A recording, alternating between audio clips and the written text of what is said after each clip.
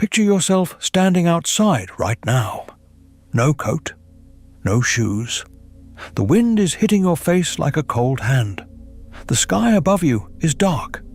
Not dark like nighttime in your city, with streetlights and glowing windows. Dark like nothing. Dark like the world forgot to turn the lights on. The snow is 3 feet deep. The temperature is dropping past the point where your fingers stop working. And somewhere out there, miles from anyone, a family is trying to survive the night. They have no furnace, they have no central heating, they have no insulated windows, no electric blankets, no weatherproof jackets filled with synthetic fiber. What they have is a longhouse, a fire in the middle of the floor, each other, and 1,000 years of knowledge about how to stay alive when the world wants to kill you. This is a Viking winter, and here is the part that will surprise you. These people were not miserable. They were not just enduring. They were living. Fully, completely, richly living in conditions that would hospitalize most modern adults within hours. Their winters were not gaps between summers. They were a whole season of life, with its own rhythms, its own foods, its own stories, its own warmth. When archaeologists began seriously studying Norse winter survival in the 20th century, they expected to find evidence of struggle. What they found instead was evidence of engineering, of ingenuity, of a culture that had looked at the worst climate in the inhabited world and said, "Fine, we will learn every single thing about how to live inside of it." The Vikings did not just survive Arctic winters, they mastered them. And the way they did it is stranger and more beautiful than anything you have been taught. We are going to walk through it together tonight. From the moment a Norse family sealed their longhouse against the first October storm, to the smell of fermented shark and wood smoke on a January night, to the strange and sacred role that darkness played in Viking spiritual life. By the time this story is finished, you will understand something about cold, about warmth, and about what it means to be human that you did not understand before. The truth is going to change how you think about winter entirely. If you are listening to this to fall asleep, that is exactly what this is for. So maybe subscribe and tell me where you are listening from tonight. What city? What country? What time is it where you are right now? I check the comments every week, and it is one of my favorite things. Someone in Iceland in January with snow outside their window. Someone in Texas in July who just wants to feel cold. Someone in New Zealand whose summer is just starting. All of us listening to the same fire from different corners of the world. Now, let us begin. The Longhouse. Close your eyes for a moment and imagine a building. It is long and low, maybe 30 meters from one end to the other, maybe only 5 meters wide.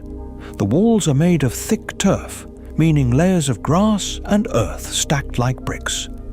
The roof is also turf, heavy and green in summer, white and heavy with snow in winter. There are no glass windows. There are small openings near the top where smoke can escape. There is one main entrance, a doorway facing away from the prevailing wind.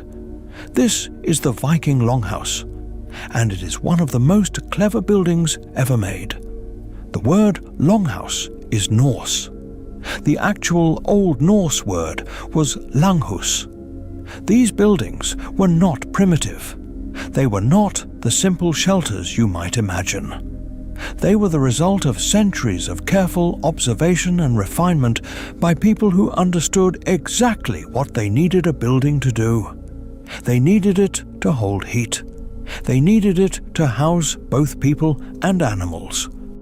They needed it to last through storm after storm after storm. The turf walls were brilliant.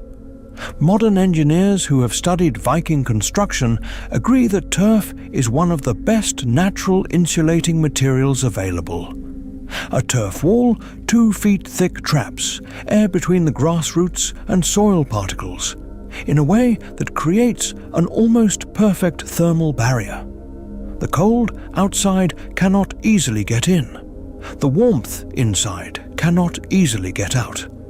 Viking builders figured this out not from textbooks, but from thousands of winters spent watching, testing, and remembering. The floor of the longhouse was usually packed earth, sometimes clay. Along the long walls there were raised platforms. These were where people slept and sat. They were a few inches higher than the floor, which was important because heat rises and cold sinks. Sleeping a few inches above the floor meant sleeping in warmer air.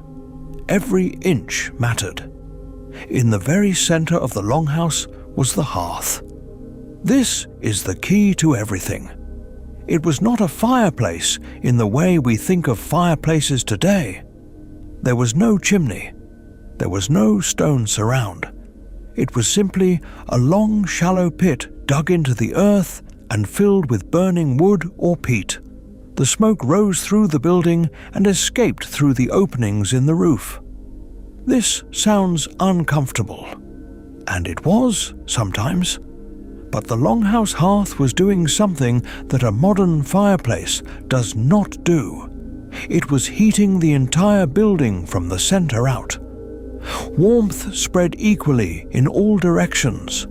The people closest to the fire were warmest. The animals in the far end of the building shared their body heat with everyone else. The heat from cooking filled the air above the platforms where people slept. It was a whole system, not just a heat source. Here is something that surprises modern people who learn about Viking longhouses. The animals were inside: cows, goats, sheep, pigs. In a typical Norse farmstead, the family and the livestock shared the same building. The animals were kept in a section at one end, separated by a low partition or a series of posts, but inside the same roof. This was not because Vikings had low standards of hygiene. It was because they understood something basic about heat. A cow produces roughly as much body heat as a small furnace.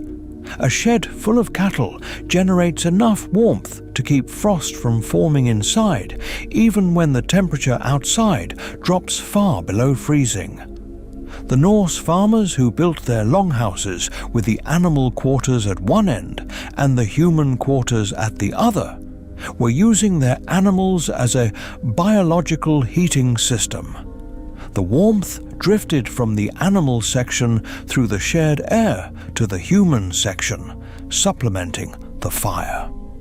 In the deepest winters, this arrangement could mean the difference between survivable cold and deadly cold. Archaeologists excavating longhouse sites in Iceland, Norway, Greenland, and the Scottish Islands have found the same basic design over and over again, with small regional variations. The hearth in the center, the sleeping platforms along the walls, the animal quarters at one end. The layout was not arbitrary. Every element served a purpose. The longhouses of powerful chieftains could be enormous. The hall at Borg in the Lofoten Islands in Norway, excavated in the 1980s, was over 80 meters long. It would have housed dozens of people, plus their animals, their food stores, their tools, and all the activities of daily life through the dark months. It had multiple hearths. It had benches with carved decorations. It was a place of both survival and ceremony. But even the smallest longhouse, the home of a simple farmer and his family, followed the same logic. It was a machine for surviving winter. And it worked. Fire and fuel. You have to understand something about fire when you live north of 60 degrees latitude. Fire is not a luxury. It is not something you light on a cold night for ambience. Fire is the line between living and dying. And keeping that fire alive through a Norse winter required a level of skill and planning that most modern people have never had to think about. The Vikings had no matches. They had no lighters. Making fire from scratch required striking a piece of iron against a flint stone and catching the sparks in a nest of tinder. Dry grass, dry fungi, fine birch bark shavings. The sparks had to land exactly right and be nursed into flame with careful breath. On a calm, warm day, this could take a minute or two. On a cold, wet winter morning with numb fingers, it could take far longer, or fail entirely. So fire was never allowed to die. In Viking households, maintaining the hearth fire was a continuous responsibility. Someone was always watching it. Someone was always adding fuel. The fire in a Norse longhouse during winter was quite literally a living thing that had to be fed and tended at all hours. If it went out, getting it started again was a serious undertaking. Norse sagas mention the near disaster of a fire going out in winter as a real threat, something to be avoided with the same intensity as a roof collapse or a food shortage. The management of fuel was equally careful. In the forests of Norway, Sweden and Denmark, wood was available but not unlimited. Viking communities who lived in forested areas would begin cutting and stacking firewood in late summer and autumn. The wood had to be dried before it could burn efficiently. Green wood burns poorly, produces more smoke than heat, and wastes effort. So the wood piles stacked against the longhouse walls were the product of months of labor done well before winter arrived. In Iceland, there were almost no trees. Iceland was largely deforested within a century or two of Norse settlement, beginning around the year 874. The settlers burned through the available birch forests quickly, so Icelanders turned to peat. Peat is compressed ancient vegetation found in wet, boggy ground. When cut into blocks and dried, it burns slowly and steadily. It does not produce as much heat as good hardwood, but it burns for a long time and can be banked overnight so that the fire never fully goes out. Peat cutting was a summer activity. Families would go to the bogs and cut blocks with special tools, then stack them to dry in the wind and sun. A good family would cut enough peat in one summer to last through the coming winter and have reserves for the next. Running out of peat before spring was a disaster, so the peat stacks outside an Icelandic longhouse were a form of wealth as real as silver or cattle. In Greenland, where Norse settlers arrived around the year 985, led by Eric the Red, the fuel problem was even more severe. Greenland's coasts had some driftwood, especially in the south. There were patches of low, shrubby vegetation that could be burned. But fuel was chronically scarce. Norse Greenlandic longhouses were often the most heavily insulated of all, with the thickest turf walls and the most efficient hearth designs, because the people who built them knew that every piece of fuel had to count. The fire was also the light source. In winter, at high latitudes, the sun sets early and rises late. At midsummer in Iceland, the sun barely sets at all. But at midwinter, darkness lasts for 17 or 18 hours. The longhouse, without its hearth fire, would have been nearly completely dark for most of the day. The fire gave heat and light together. Its glow was the glow of the whole inhabited world on a winter night. Torches and oil lamps supplemented the fire. Small clay or soapstone lamps burning fish oil or seal oil could provide enough light for close work like sewing or carving. Fish oil lamps were simple and efficient. A shallow dish, a wick of moss or plant fibre, a little rendered oil from the season's fishing or hunting. These lamps gave a small soft flame that was enough for working hands but barely enough for seeing across the room. This is part of why Viking winters were spent so differently from Viking summers. In summer, you went out. You farmed, you fished, you travelled, you traded, you raided. Summer was the season of action. Winter was the season of stillness, of staying inside, of working with your hands in the limited light, of talking. We will come back to that talking. It is more important than it sounds. What they wore. The cold does not only attack you when you go outside. In a longhouse with no glass windows, with gaps in the turf walls that wind confined, with temperatures that might drop to -10 or -20 Celsius outside, staying warm even indoors required clothing that we would consider substantial by any standard. Viking textiles have survived in fragments at burial sites and in the preserved bogs of northern Europe. What these fragments tell us is that Norse people were excellent weavers who understood wool in deep and practical ways. The primary material was sheep wool, but Viking wool was not like the fluffy, soft wool you might picture. It came from old Nordic sheep breeds whose fleece had two distinct layers. An outer layer of long, coarse guard hairs that shed water and wind. An inner layer of soft, fine fibres that trap air and hold heat. Modern sheep have been bred for softer fleeces. Old Norse breeds kept both layers, and this made their wool naturally waterproof on the outside and insulating on the inside. A Viking woman spinning and weaving this dual-layer wool was producing a fabric that had properties close to what we would call a technical outdoor fabric today. Not exactly modern Gore-Tex, but closer to it than plain wool. The outer garments made from this material could shed light rain and would resist wind in a way that single-layer fabrics could not.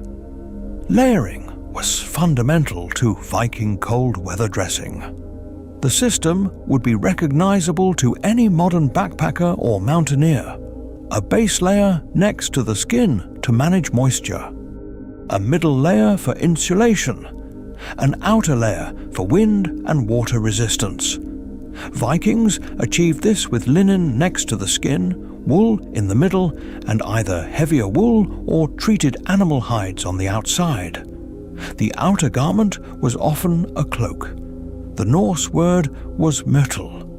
Cloaks were pinned at the shoulder with a brooch, often beautifully made. The cloak could be wrapped tightly against the body in wind, thrown back in warmer moments, used as a blanket at night. It was one of the most versatile pieces of clothing a person owned. A good cloak was valuable property. Sagas mention cloaks as gifts between friends, as markers of status, as things worth fighting over. Feet were covered in leather shoes, often stuffed with wool or grass for insulation. Several sites in Greenland have yielded extraordinarily preserved leather shoes. The stitching is close and tight. The leather was treated with animal fat to make it water resistant. People who have recreated these shoes report that they are surprisingly effective in cold conditions. Not by modern standards, but much better than bare feet. Mittens were preferred over gloves for serious cold. Mittens keep the fingers together so they share body heat. Gloves separate the fingers, and each one has to keep itself warm. This is simple physics that cold climate peoples all over the world figured out independently. Viking mittens were knitted or made from felted wool or from fur. Reindeer fur mittens from Norse contexts in Norway are among the most thermally effective hand coverings that traditional technology can produce. Hats and head coverings were essential. The head loses heat faster than almost any other part of the body. Norse burial finds include knitted caps in a simple two-needle technique, fur-lined hoods, wrapped cloth headgear. The variety suggests that people used whatever materials they had to keep their heads covered. In extreme cold, leaving the head uncovered was dangerous enough that it would have been understood by everyone as foolish. There is something worth noticing here. The amount of skill embedded in Viking winter clothing was enormous. Every garment represented hours of work. Spinning the wool, weaving the cloth, cutting the leather, stitching the seams. A family's winter wardrobe was not bought, it was made. And maintaining it, repairing it, making new pieces as children grew was a significant part of the year's labor, especially during the long winter months when outdoor work was impossible. This is why Viking women who were skilled at textile work held real status. The distaff and spindle were not humble tools. They were survival tools. A woman who could spin fine yarn and weave tight cloth and sew strong seams was literally keeping her family alive through the coldest months of the year. The food of winter. Here is a fact that will reframe everything you think you know about Viking food. A Norse family heading into winter had to have already done the work of surviving winter. By October, the decisions that would determine whether they lived until April had already been made in May, June, July, August, and September. Winter eating was not about hunting and fishing in the cold. It was about consuming what had been stored while it was possible to store it.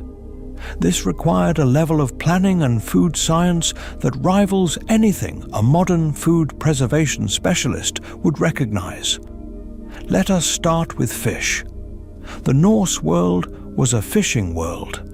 The cold waters of the North Atlantic and the Norwegian coast were and still are among the richest fishing grounds on Earth. Cod, herring, haddock, salmon, trout.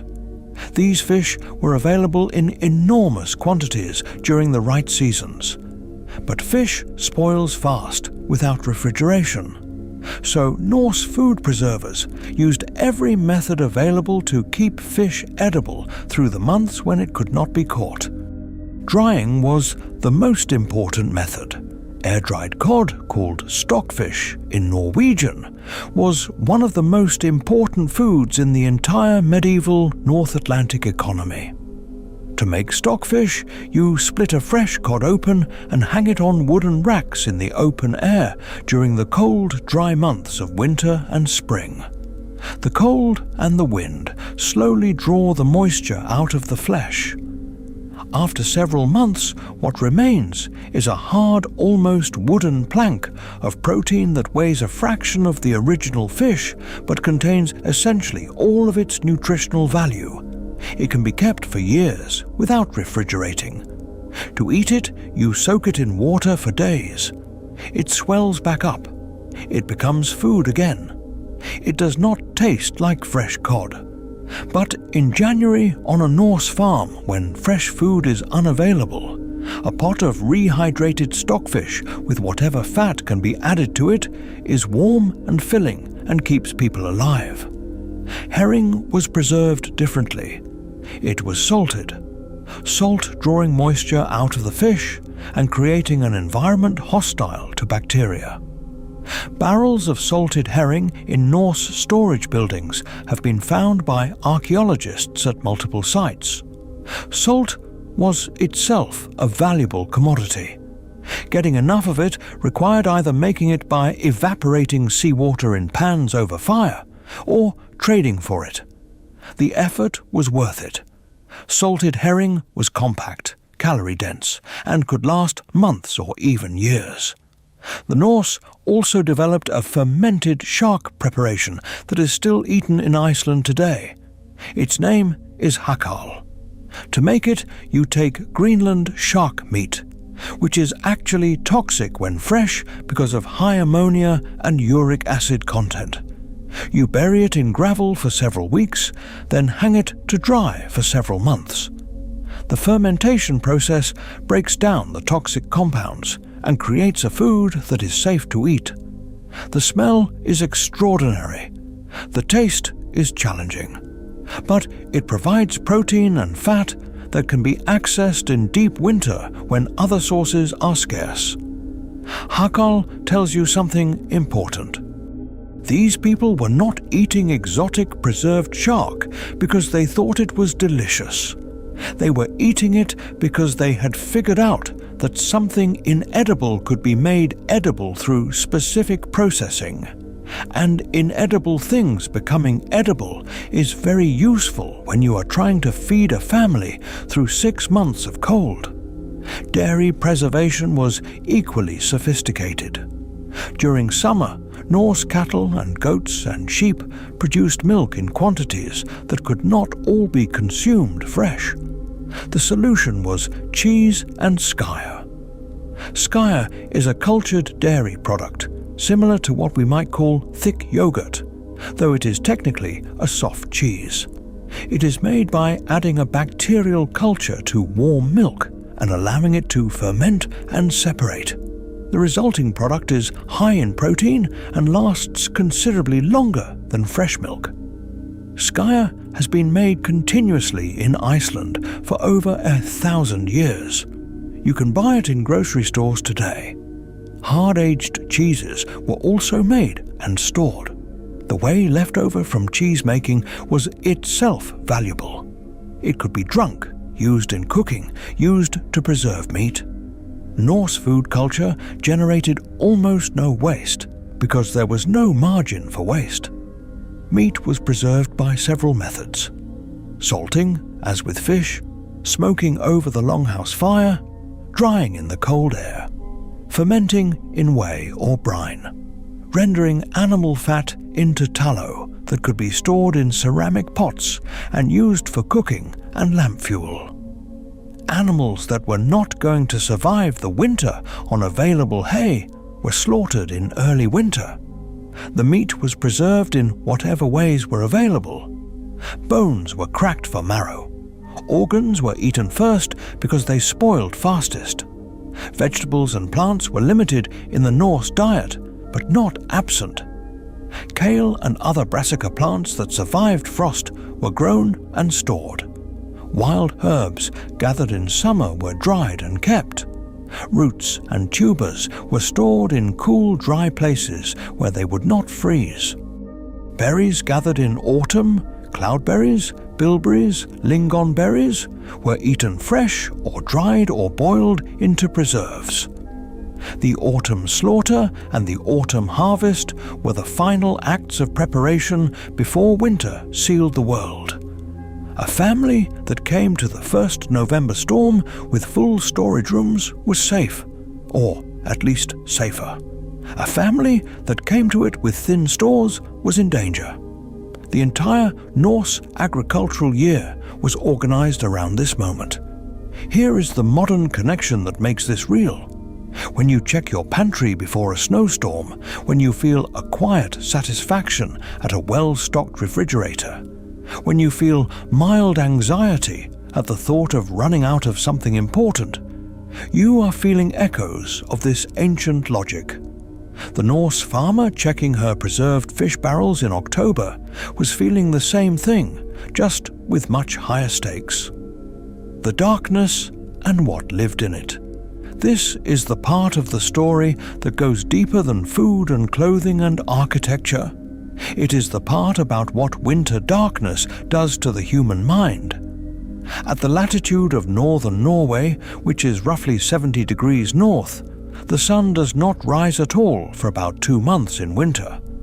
This period is called polar night.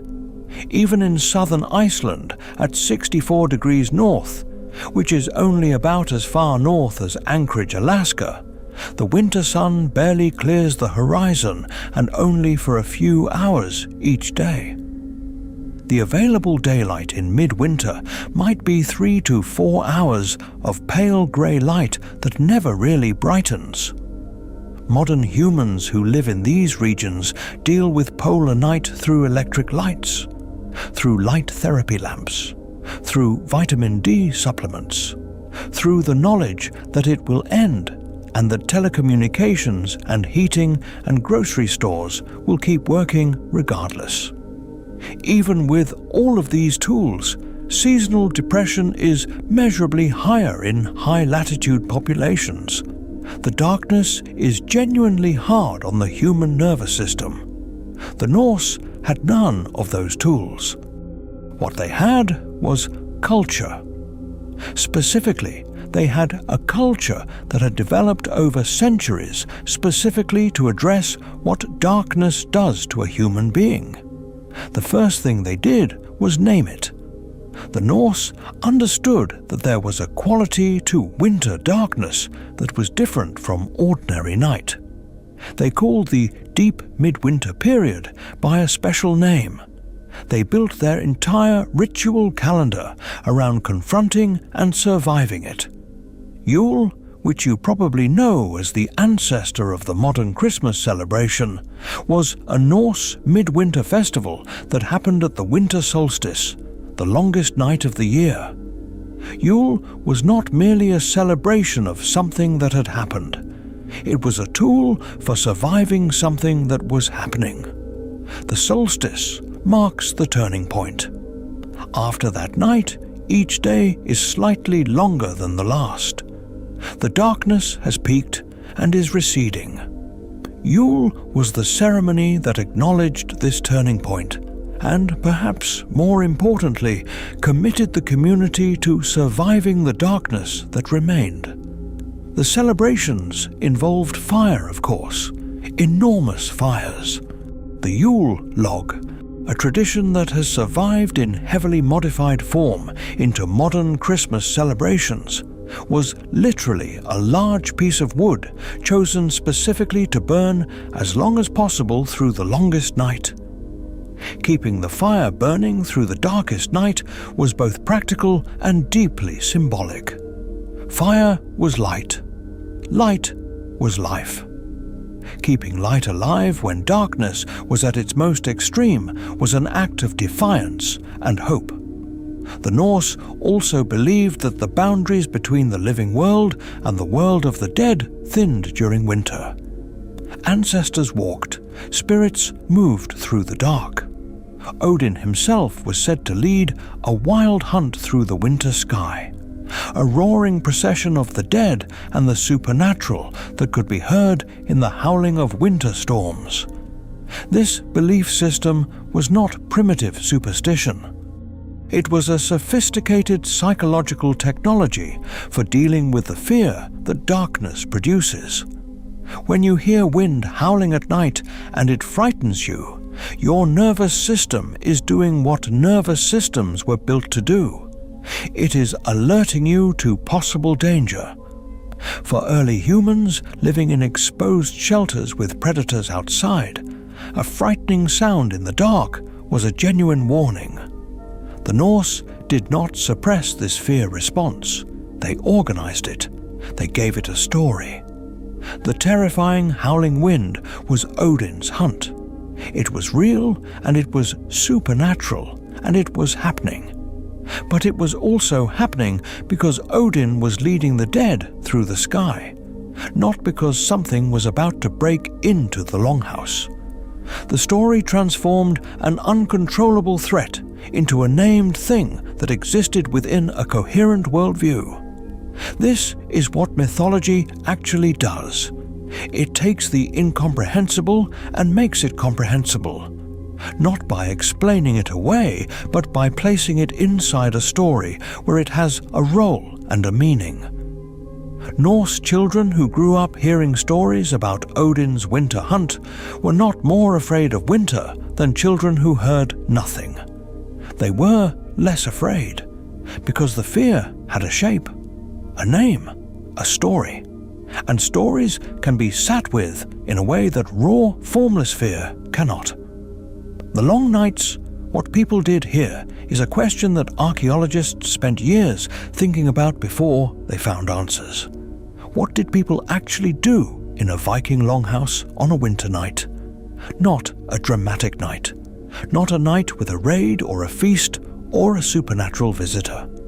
An ordinary January Tuesday. Dark by 3 in the afternoon. Cold outside. The fire burning in the center of the room. 20 or 30 people inside the same building. The answers come from multiple sources. From the physical evidence found at excavated sites. From the saga literature that describes domestic life in some detail. From comparisons with modern descendants of Norse culture who maintained traditional ways into the historical period. And what emerges is a picture of extraordinary richness. Textile work was everywhere. Women and some men were spinning, weaving, knitting, sewing, and embroidering throughout the long winter evenings. Spindle whirls, the small flywheel weights used to stabilize a spindle as it spins, are among the most common objects found at Norse archaeological sites. Every household had them in numbers. Looms were large pieces of equipment that stood in the corner of the longhouse, their warps weighted with rows of clay or stone weights that kept tension on the threads. Weaving in firelight is possible if your eyes are trained to it. The Norse woman who had been weaving since childhood knew her loom by feel as much as by sight. Her hands knew the pattern. Her fingers knew the texture. She could produce cloth by firelight that archaeologists today study and admire for its technical quality. Tool making and repair happened constantly. A farmer who did not spend winter maintaining his tools arrived at spring planting with broken, blunt, or missing equipment. Knife sharpening, leather working, wooden handle replacement, net mending for the spring fishing season, rope making from plant fibers. These were the countless small tasks of winter maintenance that kept a Norse farm functional. Wood carving was both utilitarian and artistic. Norse carvers produced elaborately decorated household objects, bowls, spoons, boxes, loom pieces, door panels, furniture, that combined practical function with beautiful design. The interlocking animal designs that characterize what we call Norse art were not made by specialist artists. They were made by ordinary craftspeople working in ordinary longhouses on ordinary winter evenings because there was time to make things beautiful. Bone and antler carving produced fine work too. Combs were made from antler. Gaming pieces were carved from bone. Small decorative objects whose exact purposes are sometimes unclear to modern archaeologists were made in great numbers. The physical evidence of Norse craft production in winter is overwhelming. These were not idle people. They were extraordinarily productive in a very specific way. But the most important activity of the long winter nights was something that leaves no physical evidence at all. Talking. The Norse tradition of oral storytelling was one of the most developed in the ancient world. The skalds, professional poets who composed and performed elaborate verse about the deeds of warriors and gods and kings, were one end of a storytelling spectrum that extended all the way to grandmothers telling grandchildren about family history around the fire. In between were the saga men, people who could recite from memory the entire narrative of a family saga, a history of Norse mythological events, a detailed account of a voyage or a battle or a feud that had happened generations ago. The sagas are remarkable documents. They were not written down until the 12th and 13th centuries, long after the Viking Age had faded. But they contain material that is clearly much older, stories that were being told orally for centuries before anyone wrote them down. The level of geographical, genealogical, and social detail preserved in the sagas could only have survived through continuous oral transmission by people who took the stories seriously and told them carefully. This oral culture served multiple purposes simultaneously. Entertainment, obviously. On a long, dark evening with limited light and no digital screens, a good story told well was one of the most pleasurable experiences available. Education. The sagas teach Norse lore, Norse geography, Norse ethical principles, Norse history. Children who grew up listening to the sagas absorbed vast amounts of practical and cultural knowledge without anyone calling it education. Social memory. The sagas preserved the memory of important events, famous ancestors, significant decisions, and their consequences across many generations. In a culture without widespread literacy, oral stories were the archives. Community identity. Sharing stories about shared ancestors created shared identity. When a Norse family group told stories about their founding ancestor over many winter evenings, they were reinforcing the bonds that held them together. We share these stories. Therefore, we are a people. Think about your own bedtime stories, the ones you were told as a child, or the ones you tell now, the books read aloud at night, the family stories that get retold at gatherings. You are participating in an impulse that is as old as fire. The social geography of warmth. Not everyone in the longhouse was equally warm. This sounds obvious, but its implications ran through everything about Norse winter social life. The center of the longhouse, near the fire, was the warmest place. The far ends, especially the end farthest from both the fire and the animals, was the coldest. The sleeping platforms along the long walls had a gradient. Closer to the fire, warmer. Farther away, colder. Where you slept in the longhouse was not random. It reflected status, family role, and social function in ways that were understood by everyone in the building without needing to be explicitly stated. The household head and his or her partner slept closest to the fire. Their position was literally the warmest position in the house. This was not merely comfort. In deep winter cold, sleeping in the warmest available spot was a genuine health advantage. People who were cold at night slept badly, got sick more easily, and used more energy simply keeping their bodies warm. Sleeping near the fire was survival advantage as much as prestige marker. Children and elderly family members also slept close to the center. They were the most vulnerable to cold. Protecting them was a family priority. Guests received places near the fire as a mark of respect and welcome. Norse hospitality culture was deeply serious about this.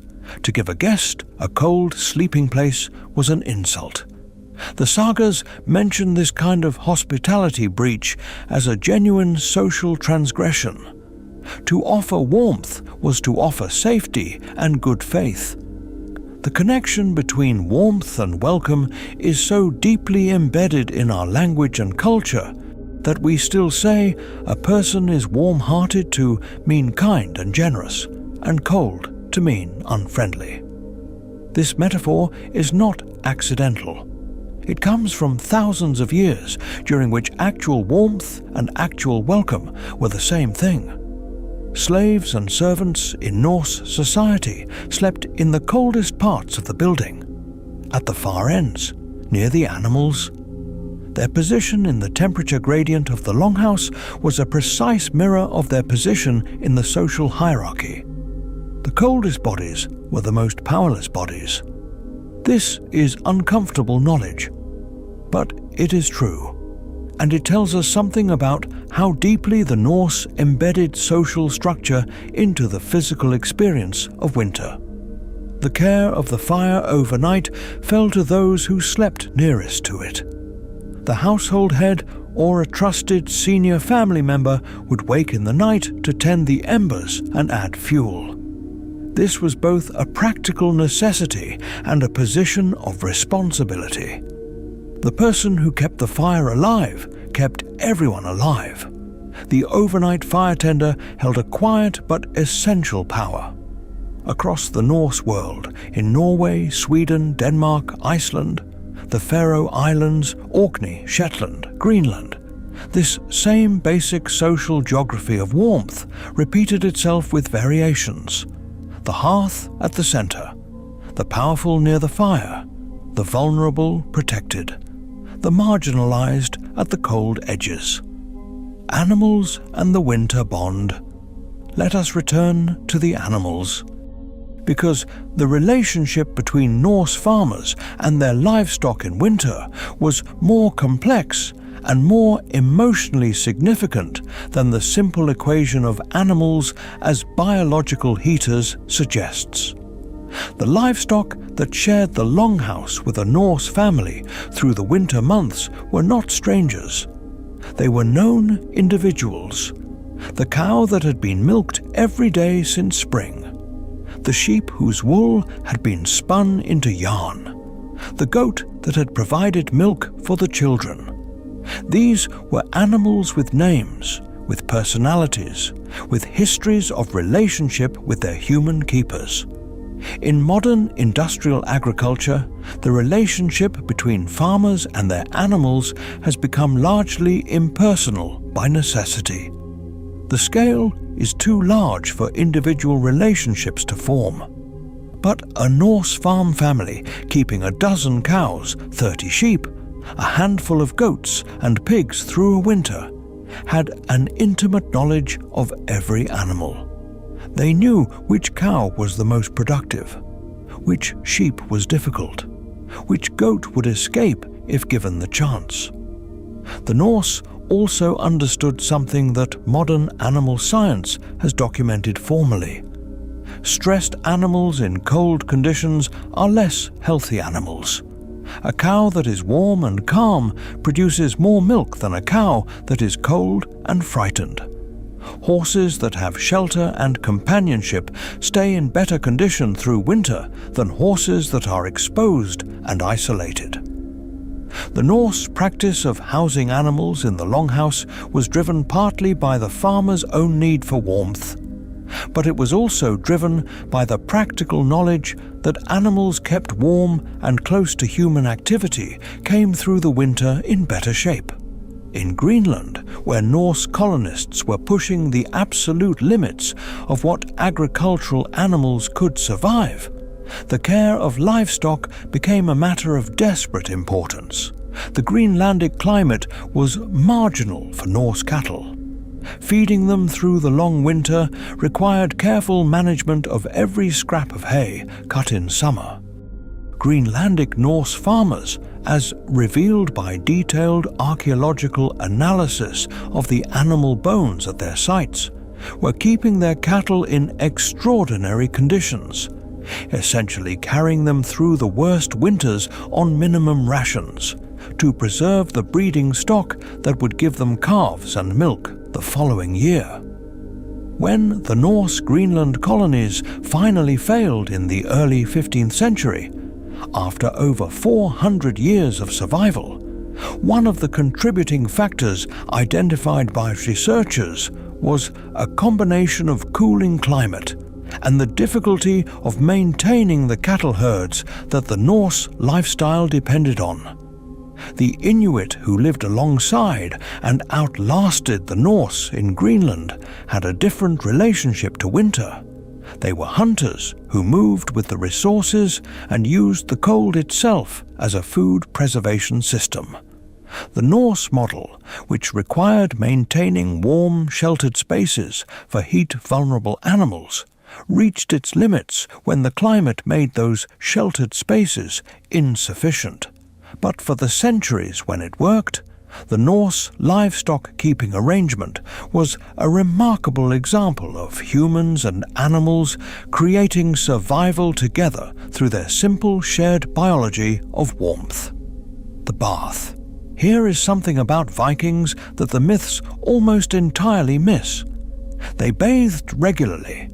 This surprises people who have absorbed a vague impression of Vikings as unwashed barbarians. The historical and archaeological evidence is quite different. Norse culture placed real value on personal cleanliness and grooming, and this did not stop in winter. The primary means of bathing in the Norse world was the hot bath achieved through the sauna tradition. The Norse word was badstofa, a bathing room. The tradition of heating a small enclosed space with fire-heated stones and bathing in the resulting steam is ancient in Scandinavia and closely related to the Finnish sauna that survives and thrives today. Archaeological evidence at multiple Norse sites has identified structures that were clearly used for bathing purposes. The mechanics were simple and effective. A small building or a room within a larger complex. Stones heated in a fire until they were extremely hot. Water poured onto the hot stones to create steam. People sitting in the steam, sweating deeply, and then either jumping into cold water or wiping themselves clean with cloths. This was not a weekly luxury. For many Norse communities, communal bathing was a regular social event. The heat of the sauna was a solution to the winter problem of bathing when water outside was frozen. You did not need running hot water. You did not need a plumbed bathroom. You needed hot stones and enough water to make steam. These were always available. Grooming implements found at Norse sites reveal a culture that cared about appearance in ways that complicate the barbarian image. Fine-toothed combs made from antler were found in enormous numbers at Norse sites. These were not status objects. They were everyday possessions carried and used regularly. Tweezers for removing body hair, small spoons for cleaning earwax, razors for shaving, ear spoons, nail cleaners. The range of personal grooming tools found in Viking Age deposits is impressive. Norse sagas describe characters with well-groomed hair and beards as markers of good character and social standing. A man who appeared unkempt and dirty was signaling that something was wrong with him, either poverty, illness, or moral failure. This was a culture that judged a person partly by how they presented themselves, which meant that keeping oneself clean and well-groomed was not vanity but social responsibility. In winter, when outdoor activity was limited and people spent enormous amounts of time in close proximity to each other inside the longhouse, the sauna bath was both a physical necessity and a social institution. The combination of heat, steam, and shared space created the conditions for relaxed conversation and social bonding that the Norse clearly valued. The hot bath was winter's luxury. The luxury that required no resources that a Norse family could not provide from their own land and labor. The healing of winter. Winter in the Norse world was when people got sick. The combination of cold temperatures, limited vitamin C from fresh fruits and vegetables, crowded living conditions, and the physical stress of working in freezing environments created conditions in which illness spread and took hold. Norse winter medicine was therefore an important and developed practice. The Norse healer was often a woman. The Old Norse word vulva referred to a seeress or shaman. But at a more practical level, healing knowledge was part of the domestic expertise that women accumulated and transmitted. Archaeological evidence and saga texts both suggest that women were the primary holders of healing knowledge in Norse communities. Herbal medicine formed the core of what could be done. The Norse Pharmacopoeia, the collection of plants known to have healing properties, was assembled from generations of observation. Yarrow was used to stop bleeding and reduce fever. Juniper had antimicrobial properties that the Norse recognized empirically before anyone could explain the mechanism. Angelica root was used for digestive problems, elderflower for respiratory complaints. Bog myrtle had insect-repelling properties useful in summer, and its dried leaves had other uses in winter preparation. Many of these plants were gathered in summer and dried for winter use. The storage of medicinal herbs alongside food stores was standard practice. A Norse woman's preparation for winter included not just counting the fish barrels and checking the peat supply, but also ensuring an adequate supply of the plants that would be needed when illness came. Bone fractures and joint injuries were common in a life of physical labor and winter conditions. Norse healers understood reduction of fractures and basic orthopedic care at a level that modern researchers have confirmed through examination of healed injury patterns in Norse skeletal remains. Many fractures healed in ways that suggest they were treated and immobilized properly, not just left to heal however they would. The winter longhouse was also where the dying died. Norse culture around death was not hidden or denied. Dying was a communal event. The person who was dying was surrounded by family. Their last words were witnessed. Their final acts mattered. Norse beliefs about what happened after death were varied and complex. Some souls went to Valhalla, some went to the realm of the goddess Hel. Some remained in burial mounds near the family home, present in a different form but still connected. The belief that ancestors were nearby, watching, caring, was not merely comforting mythology. It was a functional part of how Norse communities held themselves together through the hardest times. When a child died in winter, and winter was when children were most vulnerable, the grief of a Norse family was not suppressed or rushed through. It was expressed, mourned, and incorporated into the community's story. The dead child became an ancestor. An ancestor was someone who still mattered. This framework for grief did not eliminate pain, but it gave pain a place to go. The body in cold, modern physiologists know a great deal about what happens to a human body in extreme cold. The knowledge that the Norse had was empirical rather than theoretical, but it was essentially the same knowledge expressed in different terms. The body fights cold with several strategies. The first is shivering. Involuntary muscle contractions that generate heat but cost significant energy. You are quite literally burning calories to stay warm. In cold environments, the body's caloric requirement goes up substantially just to maintain core temperature. This is why Norse winter food was calorie-dense. Fat, protein, dried fish, aged cheese.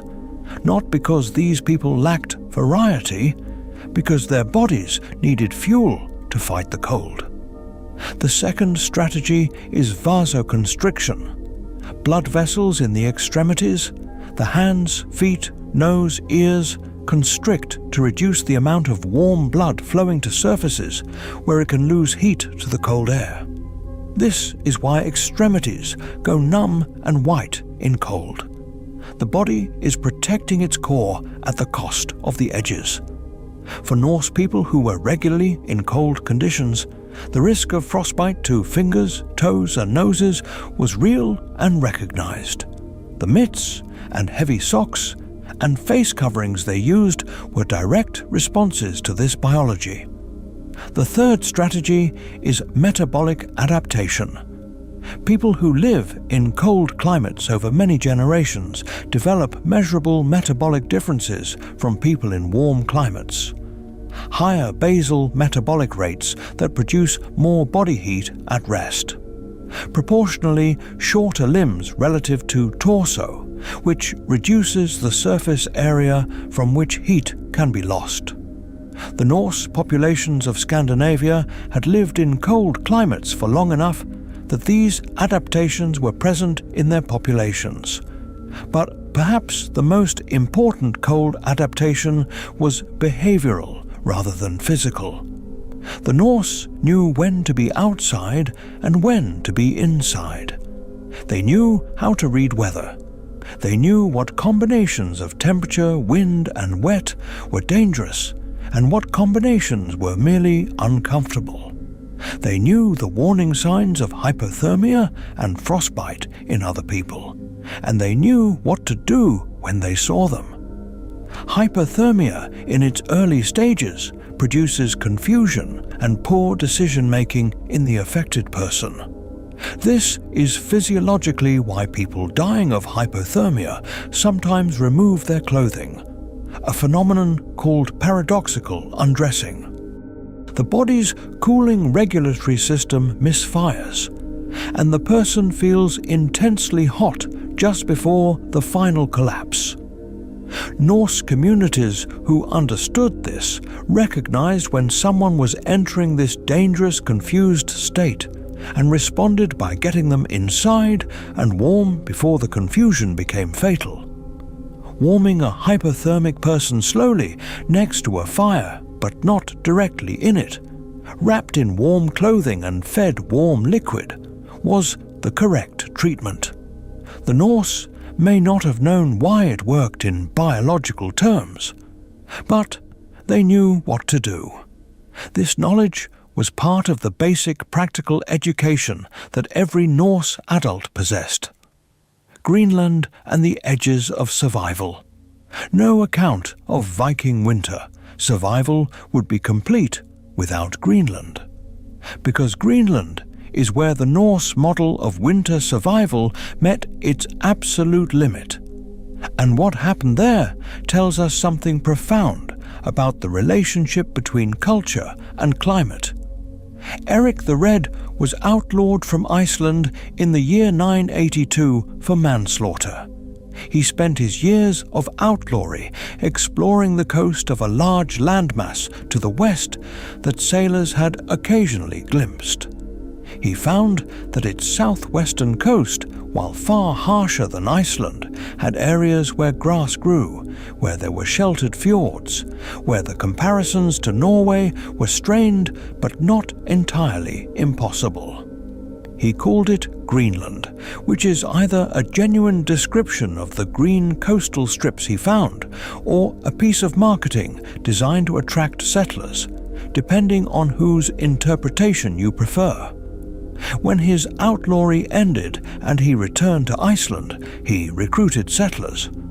Around 985 or 986, a fleet of about 25 ships departed Iceland for Greenland. Approximately 14 of them arrived. The others were lost to storms or turned back. The roughly 400 people who arrived on those 14 ships became the founding population of Norse Greenland. For over 400 years, Norse Greenland survived. Two main settlement areas, the western settlement near modern Nuuk and the eastern settlement near the southern tip of the island, held communities of farmers who raised cattle, sheep and goats, hunted caribou and seal, exported walrus ivory and polar bear skins to European markets, and maintained a functioning Christian community with a bishop and at least 12 churches. At its peak, Norse Greenland may have had around 5,000 people. The winters they endured were severe by any standard. Not quite Arctic in the modern sense, but far beyond what most of the Norse homeland experienced. Temperatures regularly dropped to -30 Celsius or below in winter. Sea ice closed the harbours for months. The growing season was short enough that only the most cold-tolerant grasses and the hardiest of crops could be grown. Their longhouses in Greenland were the most heavily insulated of any Norse construction.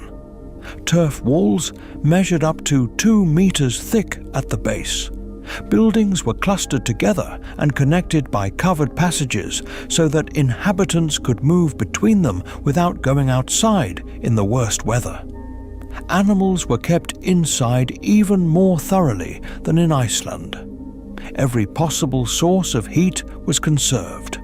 The Norse Greenlanders were also trading and hunting at distances, and in conditions that will be described as extreme by modern standards. Hunters travelled north along the coast in small boats to reach the hunting grounds where walrus and narwhal and polar bears could be found. These journeys took them into regions where the Inuit had been living for centuries. The Norse and the Inuit were aware of each other. They traded occasionally.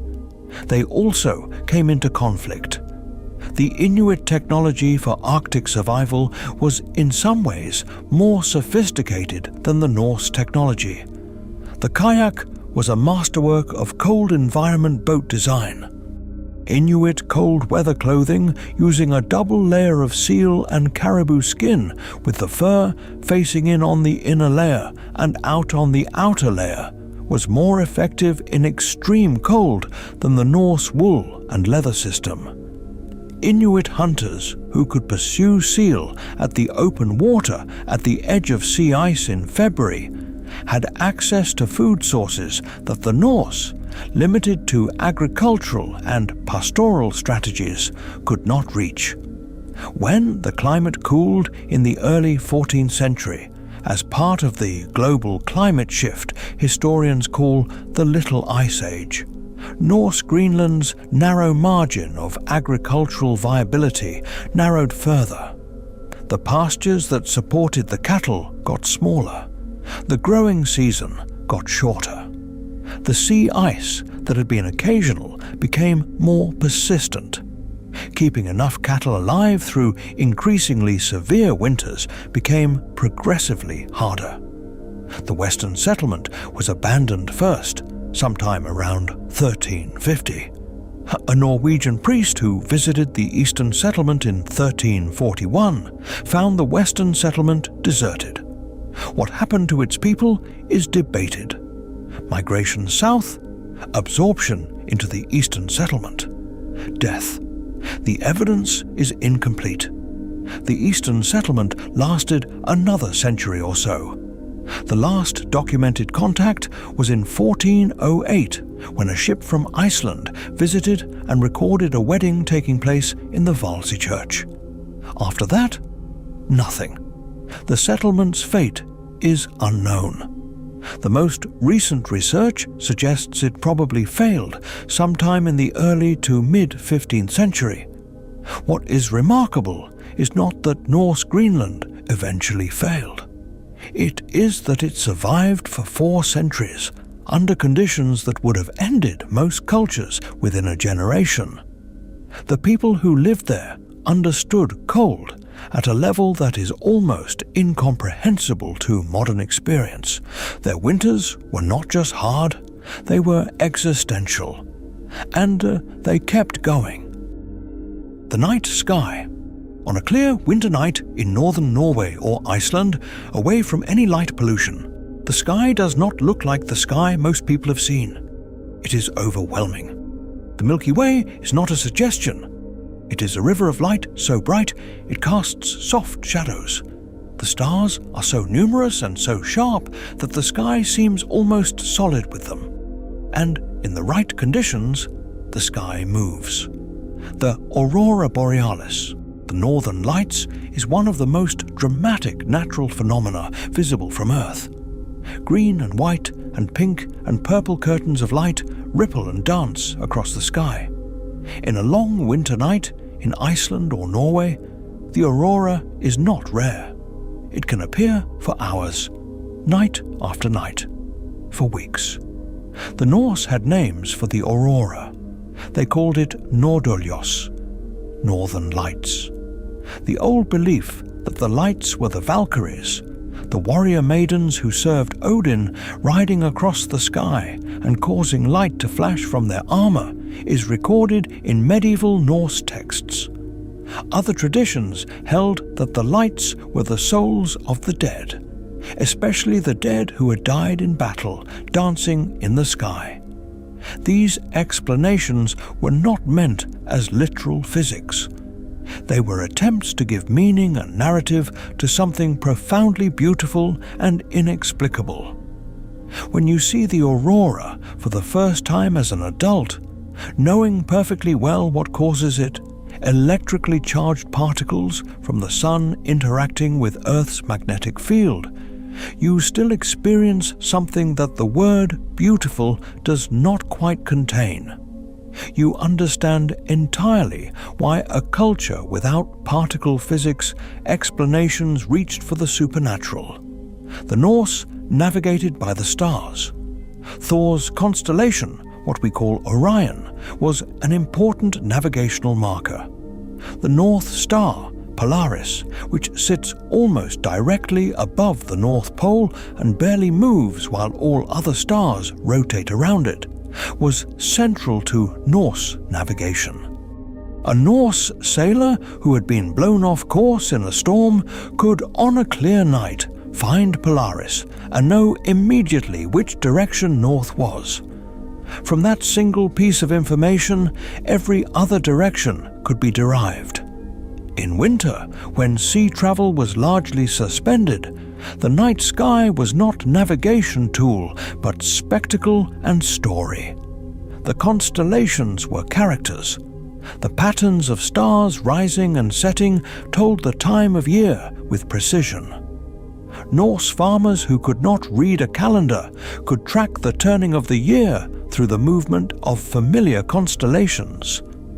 When a particular star appeared at a particular position at dusk, it was time to prepare for the next stage of the agricultural year. This intimate knowledge of the sky was part of what it meant to be a person in the Norse world. You looked up, you paid attention. The sky was not backdrop. It was a text, full of information for those who knew how to read it. Coming through March in Iceland or Norway is complicated. The sun is returning. Each day is noticeably longer than the last. By the equinox in late March, day and night are equal. The snow begins to melt in the lowlands. The first hints of green appear on south-facing slopes. But the food stores are at their lowest exactly when the body is most physically stressed from months of cold. March and early April, before the first fresh greens appeared, and before the fishing and hunting season was fully underway, was the hungriest time of year. In Norse tradition, this period was sometimes called the hungry month. Historians and archaeologists who have studied the bone records from Norse sites can see evidence of winter stress in the nutritional condition of animal bones that tell them how well fed the animals were when they died. The winter stress is real, and it shows in the bones. Norse people who came through a hard winter and reached the first weeks of spring were physiologically thinner and often weaker than they had been in autumn. Vitamin C from fresh food was limited after months without it. Vitamin D from sunlight had been essentially absent for months. The bodies that pushed through to spring were the bodies that had the best stores of fat coming into winter, the best quality food in their preservation systems, and the best insulated shelter to sleep in. Coming through winter was not just endurance, it was a victory, and it was celebrated as one. The Norse Spring Festival, sometimes called Dísablot, was a ritual sacrifice and celebration that marked the first days when the worst was over.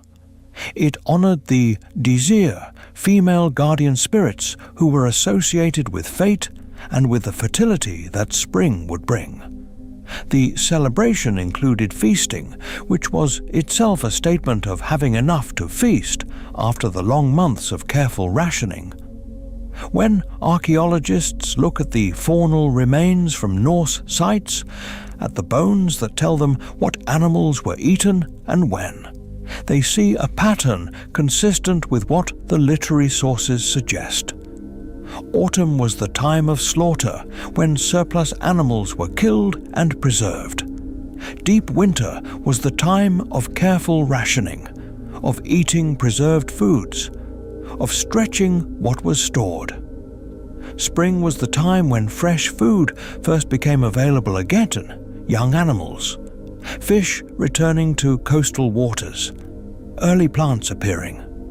The rhythm of Norse eating through the year was a rhythm of feast and careful consumption, of abundance and restraint, of storing and using. It was not starvation, but it was a relationship with food that was closely calibrated to what the land and sea could actually provide. What the Longhouse held, let us go back inside. One more time. It is late January, deep winter. Outside, the temperature is -15. The wind is hitting the turf walls and finding no purchase.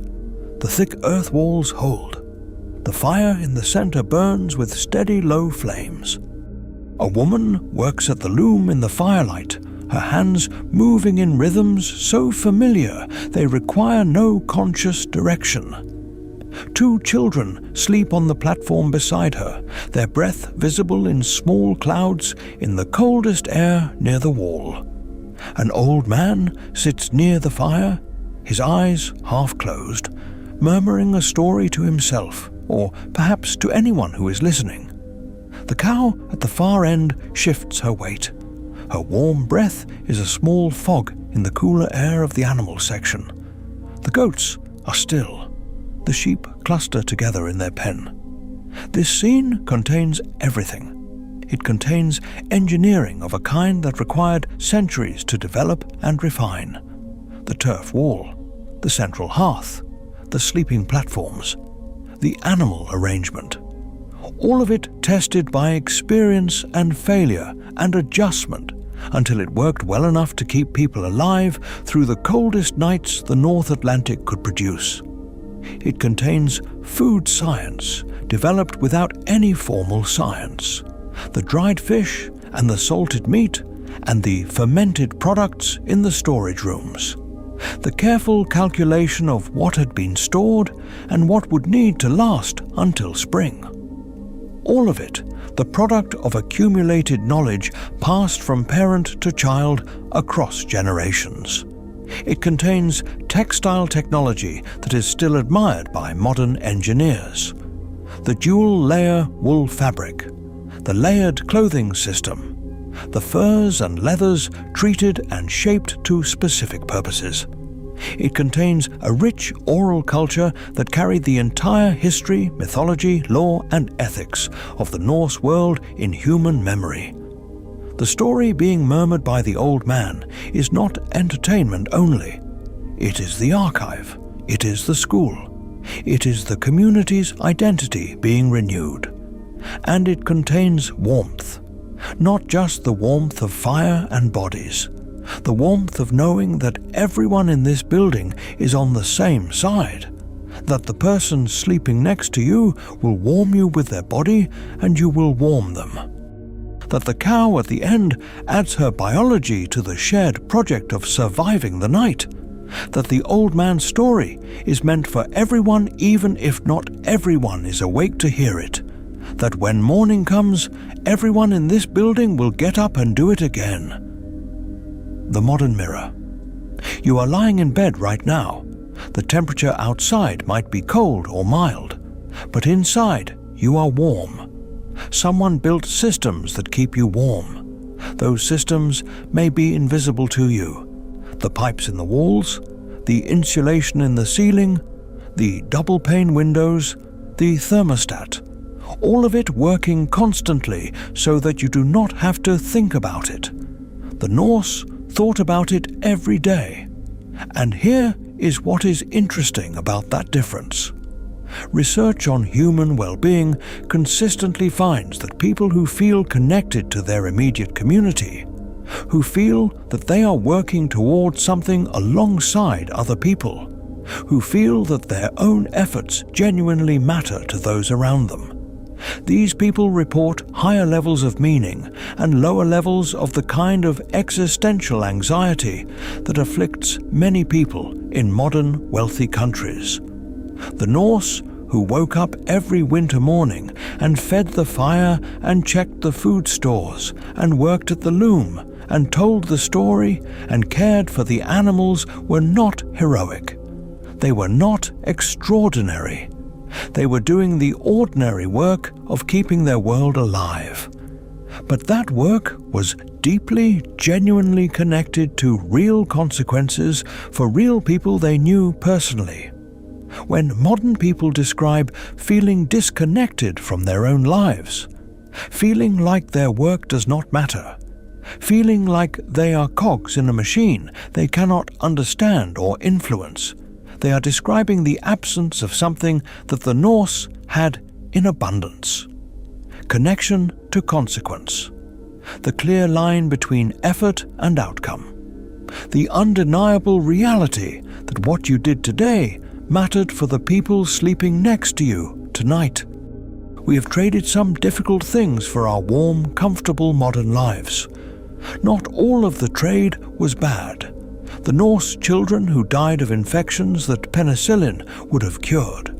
The old people who froze in the marginal spaces of the longhouse. The families that ran out of food in a late spring and starved. These were real tragedies that we have genuinely eliminated or drastically reduced. But something was also traded away. The intimacy of shared physical survival. The clarity of purpose that comes from work with immediate and visible consequences. The deep belonging of being one person inside a small group who all need each other. When you feel drawn to simpler things, to handmade objects, to fire, to being with the people you love in a single warm room, to stories told out loud, to food made from scratch. You are feeling something true. You are feeling the part of you that was built in longhouses. The sleep transition. The fire has burned down now. In the longhouse, the night tender has added the last piece of wood before sleeping. The fire is banked. Not out, never out, but lower, steadier, producing more warmth than light. The room has the quality of light that exists at the very edge of sleep. Soft, reddish, shifting slowly. The old man's story has ended. He is breathing the slow breath of sleep now. The children have not moved. The woman has set down her spindle. She's lying down on the warm platform. The cow is still. The wind outside is still tonight. The aurora, perhaps, is moving in the sky above the turf roof. Green light rippling through space that no one inside can see right now. But it is there. All over the Norse world tonight, similar fires are burning low. In the fjords of Norway, in the valley farms of Iceland, on the cold shores of Greenland, people are sleeping close together in warm buildings they built with their own hands. Eating food they preserved themselves, wearing clothing they made themselves, dreaming in a language that holds within it all the stories of their people. And above all of them, the same stars that have always been there are doing what they have always done. Turning slowly. Polaris holding its position in the north, still uncertain above the turning world. Those same stars are above you right now.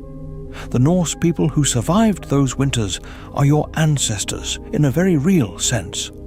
Not necessarily by blood, but by species, by biology, by the nervous system you share with them, the part of your body that knows how to relax near warmth, The part that feels right when it is close to people who matter. The part that responds to a story told in a low voice in dim light. That part was built in longhouses. If this story helped your mind slow down tonight, you can let the channel know by subscribing or leaving a comment when you wake up. Tell me where you are. Tell me what it is like outside your window right now. Is there snow? Is it cold? Or are you somewhere warm, listening to the cold from a distance? Either way, you do not need to do anything tonight except rest. The fire is tended. The food is stored. The walls are holding. You are warm. Let the dark be what the dark is. The turning point will come. It always has. It always does. The Norse knew this. And now you know it too. Rest well.